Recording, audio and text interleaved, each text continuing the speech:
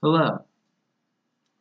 Some of you have been commenting on my Facebook post about wanting to know how to start seeds and how to start a garden at your house. I figured for my first video I would talk about how to start seeds, how to start your own plants from seed, and the materials that you're going to need to do that.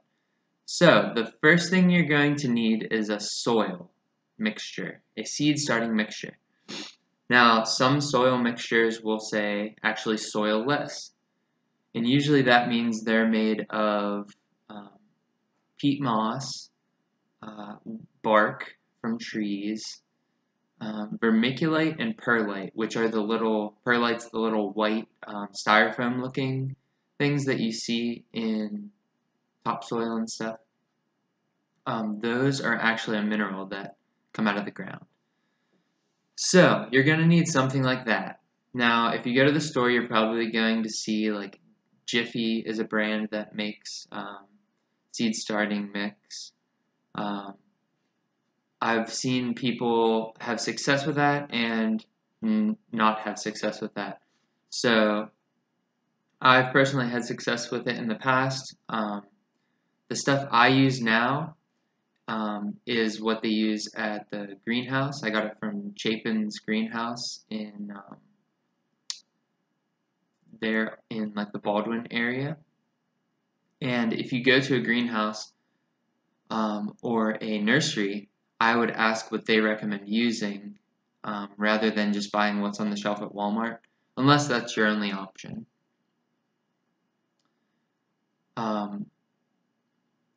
Now, what are you going to put the soil in to start your seeds? There's a couple different options, and what I recommend first finding is a tray to put your seeds, your started seeds in. So I use these trays that I buy. They're like $2 a piece at that Chapin's greenhouse.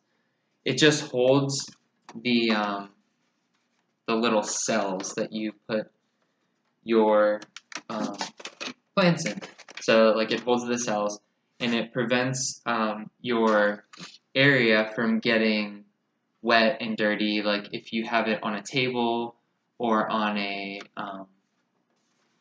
countertop or on a windowsill, it catches any of the water that might go through when you're watering your plants. Another reason I really like using those is you can bottom water, which means you don't have to spray the top because sometimes that can create issues with the plants, like spread disease to the plants and mold and stuff like that.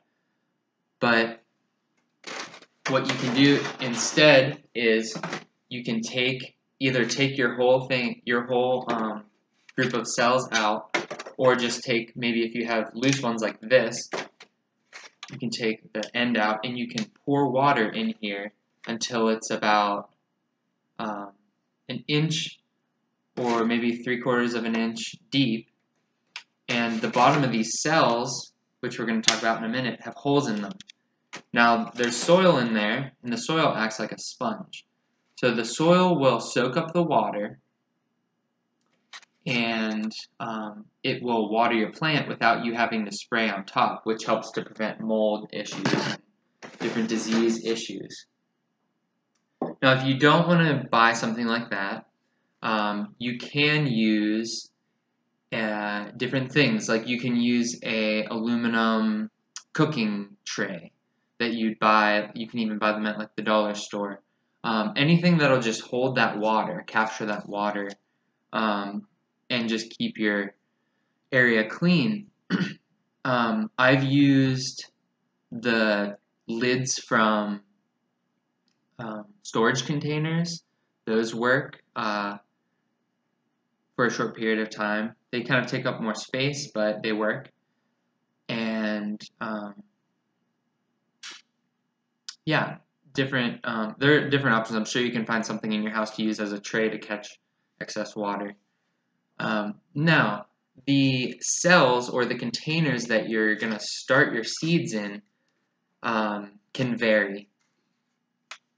I have these. They break up so that I can have groups of 6 or I can have groups of 12.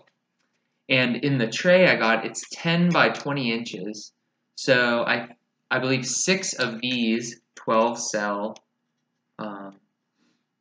containers can fit in there. So that's 72 plants. Now you probably think you don't need 72 plants, which is most likely true if you're just starting your first garden. But sometimes that's how they sell them at either Walmart, Lowe's, Home Depot. They'll sell them the flat, which is the tray, with the cells, and they'll even have a lid to put on top, like this. Now the lid keeps in the moisture, keeps it humid inside the tray, so you don't have to water them as much. And it also keeps the plants from getting knocked around too much. Maybe if you're starting them outside, like on a patio or something, sometimes the wind can kind of beat up your small plants. Now, once the plants, you can see this isn't very tall, it's about 2 inches tall. Once the plants get past that stage where they're as tall as this, they don't really need to be protected as much. The biggest reason for putting a lid on your seedlings is that you want to keep moisture in for germination, because they need decent moisture, not soaking, but a decent moisture for germination. So there's different size cells, like this thing they also sell at the greenhouse where I get stuff, Chapin's, is 32. So that fits into a 10 by 20 tray as well. That might be a better option for you. Or I even created my own little tray and greenhouse from stuff that I recycled. So this is just a I get them from Aldi's, mixed greens. It has a lid. I took the lid off and I saved another one. You can see I put my cells in the tray, and then it has its own little hood or lid. So if you're looking for something small, you can grow 12 plants in here to a decent size. That works really well, especially if you're not looking to spend a bunch of money or you can't make it out to the store. Now, I'll do another video on how to actually plant the seeds in the soil and start the seeds. For now, I just wanted to kind of talk about materials that you'll need. Now, you will need light at some point. When the seeds come out of the ground, they need light. So a lot of people say you can put it in a south-facing windowsill, or if you can get a grow light. They're like 40 bucks at Home Depot. I've seen them like 30 or 40 bucks for a 2-foot light that you can figure out a way to hang it or have it above your plants.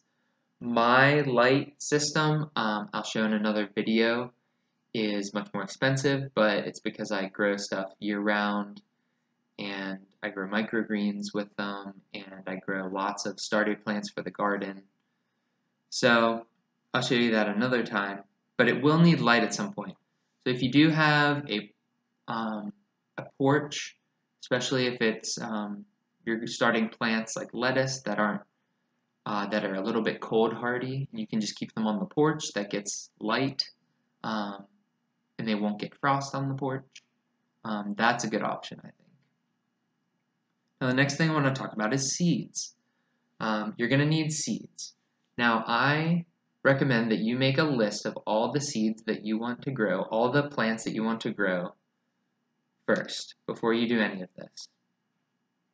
Look to see if it's something you need to start indoors, like a tomato or pepper, or if it's something you can start outdoors. Some plants have the option of starting indoors or outdoors. like lettuce, kale, things like that. It'll germinate if you just put it out in the soil and keep it moist.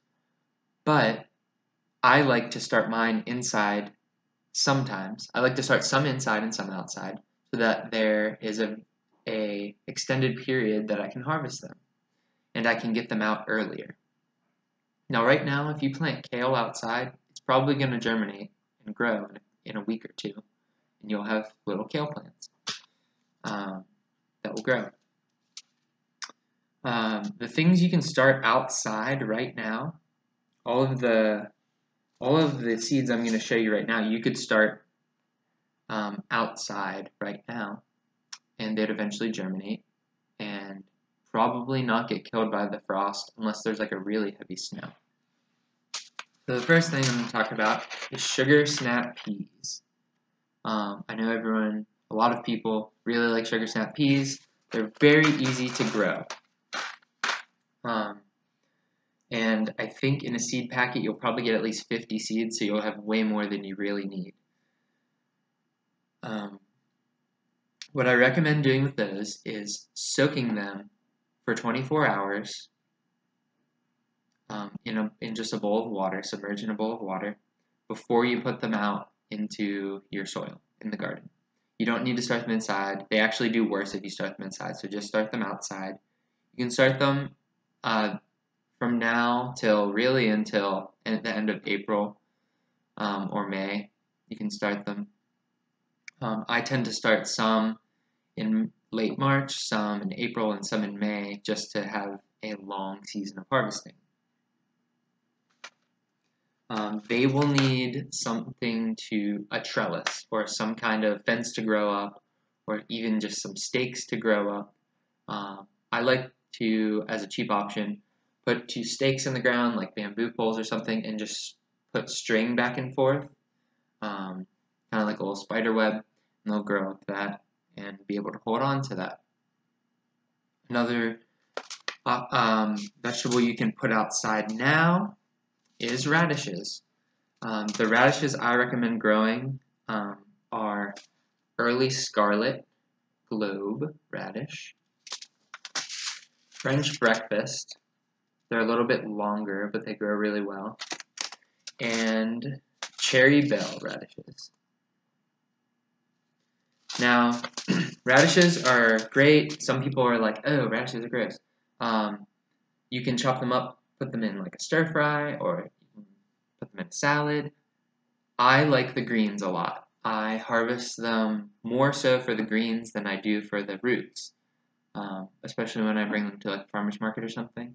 I put the greens in a mix with some other leafy vegetables like arugula, sometimes spinach, and mustard greens, and it's kind of like a nice lettuce-less salad. I call it my spicy salad mix. Now they're really good. If you haven't tried radish greens, you should definitely grow some radishes and try them out. Those, again, start them outside in the soil, keep the soil moist, and don't start them inside. They don't need to be started inside. Now, most leafy vegetables like lettuce, arugula, mustard, greens, spinach, things like that can be started outside or inside. And they can be started, the end of March outside. This warm weather we've been having, they can probably be started now. I've already planted some Swiss chard and some snap peas, just as an experiment to see if they'll come up. So kale, you can definitely put outside now, which is what I'm about to talk about next. So kale, not everyone likes kale, but it grows. It's so easy to grow. It's really cold hardy. It'll grow through the summer, as long as you can protect it from cabbage worms, which are the little white butterflies you see flying around. Those are actually cabbage moths. They're not butterflies. I catch a lot of them throughout the summer because they destroy leaf vegetables. They're not good.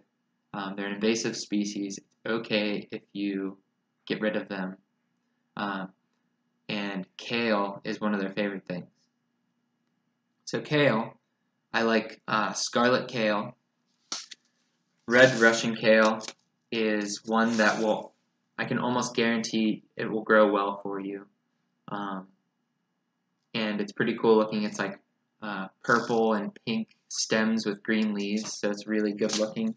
And this is called lacinato kale.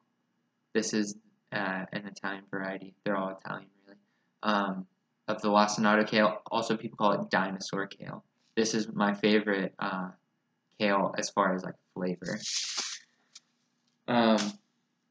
Kale grows really easily. I start mine inside usually just so that the bugs can't. They're more hardy for when I put them out so that the bugs don't destroy them. Lettuce. I prefer to grow leaf lettuce because head lettuce takes so long. Leaf lettuce, you can harvest the outside leaves just like kale, and it'll keep growing. The other vegetables that you'll probably think about growing are tomatoes, peppers, zucchini, different kinds of squash, cucumbers, green beans, different colored beans. Those all, if you don't start them inside, well, they all can't really be grown outside until at least May, early to mid-May. Now, tomatoes, peppers, those two at least, and eggplant, you'll have to start inside. And it's getting a little bit late to start them inside, so I would start as soon as possible. I started some tomatoes and peppers probably 3 or 4 weeks ago. And I'm continuing to start them probably through the end of this week. And they need a lot of time to grow. They need 8 to 12 weeks to grow. They're recommended to grow them inside 8 to 12 weeks or in a greenhouse before the last frost date, which for us is early to mid-May in western Pennsylvania. If you have any questions about this video, please comment. I will be doing some other videos on how to start seeds, how to start a garden and outside, and just the different things involved with growing vegetables and flowers and stuff. Also, flowers. If you want to grow flowers from seed, I would get the flowers that you want, look at the packet, and see what it says. Some flowers can be planted directly outside after the last frost date.